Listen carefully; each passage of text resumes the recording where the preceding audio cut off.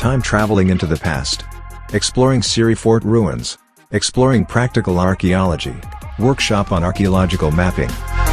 Course in the university which is called Field Methods in Archaeology, but it is taught only in one semester, and that is only for our students. What we felt was that there is an interest in archaeology and it is not actually reaching a large number of students in universities across Delhi.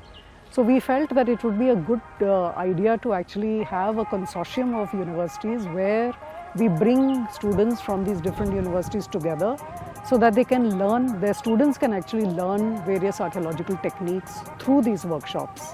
And that is what we are trying to do in this particular workshop too. Well, through this workshop, we expect students to be able to learn the basics of mapping so that they know that if these are the ways in which you can actually map a structure and use the same methods for actually working even in an archaeological site for mapping purposes.